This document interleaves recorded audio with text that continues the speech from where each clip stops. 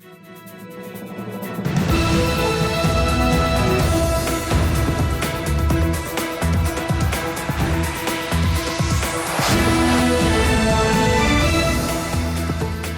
good evening. This is TV7 Israel News broadcast to you from Jerusalem. And in today's top stories, Israel warns leaders of the Islamist Hamas organization that their proactive involvement in terror against Israelis in Judea and Samaria may reignite Jerusalem's policy of targeted killings. Unidentified aircraft reportedly strike at Aleppo International Airport in yet another aerial bombardment, which Damascus attributes to Israel. Relations between Stockholm and Jerusalem are seemingly on an upward trajectory. Heightened tensions remain on Israel's separate fronts, including vis-a-vis the Hamas-controlled Gaza Strip. IDF, ISA, and Border Police Special Operations units conducted extensive counter-terrorist activities throughout the West Bank districts of Judea, Samaria, and the Jordan Valley over the weekend, during the course of which a total of 19 suspected terror operatives were successfully apprehended. Moreover, according to separate statements released by the IDF spokesperson's unit, a number of instances were cited in which Palestinian militants opened fire toward Israeli forces who responded with live fire. Thankfully, no injuries were reported to the Israeli troops. Meanwhile, in light of the involvement of the Islamist Hamas organization in a number of deadly acts of terror that claimed Israeli civilian lives, Jerusalem leveled a clear threat to the leadership of the internationally designated terror group.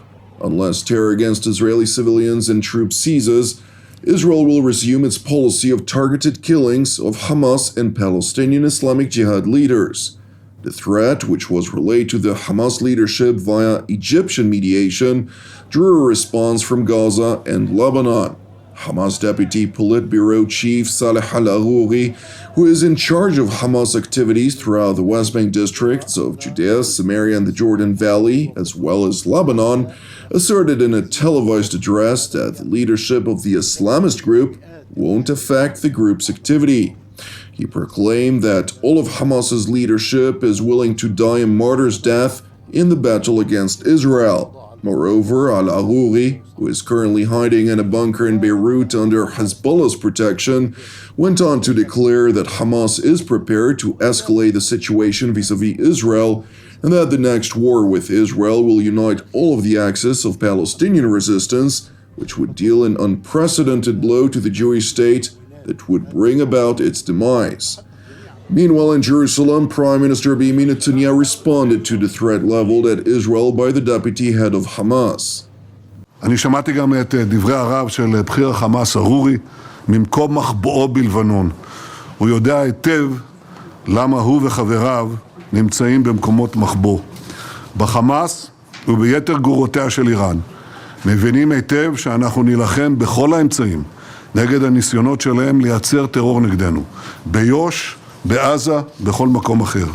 מי שינסה לפגוע בנו, מי שיממן, מי שיארגן, מי שישלח טרור נגד ישראל, ישלם את מלוא המחיר. It is important to highlight that while Egyptian officials are working extensively behind the scenes to alleviate tensions between Hamas and Israel, the Israeli security establishment is working tirelessly to prepare Israel for an all-out war, particularly as part of the commonly referred to Mabam, which is the Hebrew acronym for the campaign between the wars. As part of these activities, which also include counter-terror activities throughout Judea, Samaria, and the Jordan Valley, the ISA cleared for publication that it had arrested 4 Israeli Arab citizens who've been apprehended last month after incriminating evidence proved that the suspects smuggled weaponry into Israel and the so-called West Bank at the behest of Iran and its Lebanese proxy Hezbollah. According to a senior ISA official who spoke on condition of anonymity, this affair once again illustrates the efforts by Iranian and Hezbollah terror elements to exploit Arab citizens of Israel for the purpose of conducting terror activity against the state. Moreover, the investigation once again revealed that there is a fine line between terror and criminal organizations. Meanwhile, the ISA wrote in a statement, the Israel Security Agency will continue to act resolutely to detect and thwart any intention to smuggle weaponry by Hezbollah and Iran into Israel, and will utilize all means at its disposal in order to thwart activity that endangers the security of the state of Israel and its citizens. Separately in Syria, unidentified aircraft launched a salvo of missiles toward the northern Aleppo International Airport in an aerial bombardment which the Damascus regime attributed to the Israeli Air Force. According to a Syrian military source who was quoted by the regime-run Sana news agency, at about 4:30 a.m., the Israeli enemy carried out an air aggression from the direction of the Mediterranean Sea west of Latakia, targeting Aleppo International Airport. According to the Syrian military source, the alleged Israeli strike led to material damage that rendered the airport's runway out of service. Separately, according to the London-headquartered Syrian Observatory for Human Rights, the Israeli strikes also targeted with 2 missiles weapons warehouses at the adjacent Nairab military airport, which witnessed during the last period the movement of helicopters towards the Syrian desert. It is worth noting that while Syria's aerial defense array was triggered, the incoming projectiles penetrated those air defenses, and all of the targets were reportedly struck. It is further important to note that the IDF spokesperson's unit did not confirm or deny its alleged responsibility in response to TV7's request for comment. Returning to Jerusalem, where Prime Minister Benjamin Netanyahu also utilized his opening remarks to the weekly cabinet meeting to highlight the importance for Israel to unite in the face of foreign and domestic terror. אני מבקש לפנות גם לאזרחי ישראל. אנחנו עומדים בפני גלי טרור, גם מבפנים וגם מבחוץ. זה ימים לא פשוטים, אלה ימים מאתגרים. אנחנו צריכים לאחד כוחות מול הטרור, מול הפשיעה בחברה הערבית, מול איומים חיצוניים ופנימיים שמארגנת במידה רבה איראן דרך גרורותיה. נעמוד יחד ונוכל להם.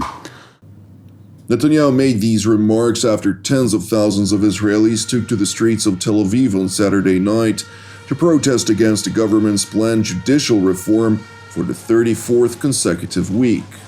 We are holding today the 34 protests for the 34th week in a row, trying to prevent our government from taking drastic acts that will destroy Israeli democracy as they plan. There are 225 different laws that they have been placed on the parliament desk that will change completely the face of the Israeli society in Israel. Despite years of broad national sentiments of the need to rebalance the 3 branches of government in Jerusalem, since the Israeli judiciary managed to secure powers far exceeding its mandate, efforts to reach broad parliamentary consensus, which were brokered by Israeli President Yitzhak Herzog, collapsed roughly a month and a half ago. Since then, efforts to revive dialogue between representatives of the coalition and opposition have borne no fruit. In other news, relations between Stockholm and Jerusalem are seemingly on a positive upward trajectory. 3.5 months after Israeli Foreign Minister Eli Cohen met with his Swedish counterpart Tobias Billström in Stockholm, during which both top diplomats declared a new page in relations between Israel and Sweden, a delegation of Swedish parliamentarians visited Jerusalem today, during the course of which they voiced their resolute aspiration to relocate their nation's embassy in Israel to Jerusalem. Prime Minister Benjamin Netanyahu hosted the Swedish delegation at his office in Jerusalem, warmly welcomed Stockholm's policy change toward the Jewish state. I want to thank you for your great support and consistent support for Israel. And I'm glad to see there's a change in Swedish policy. And I think it's long overdue, not only for the sake of Israel and Swedish relations, but also for Sweden. I think that our partnership could yield great results in many, many areas, and I think this is an important beginning. So thank you and welcome. While Swedish-Israeli relations are seemingly on a positive upward trajectory, diplomatic efforts to ratchet up Israel's regional integration regrettably faced backlash when a meeting between Israeli Foreign Minister Eli Cohen and his Libyan counterpart Najla Mangoush was leaked to local media here in Israel. Picking up on the Israeli report, an uproar within Libya sparked anti-Israeli demonstrations throughout the country's capital, and local Libyans voiced their objection to normalize any kind of relations between Tripoli and Jerusalem.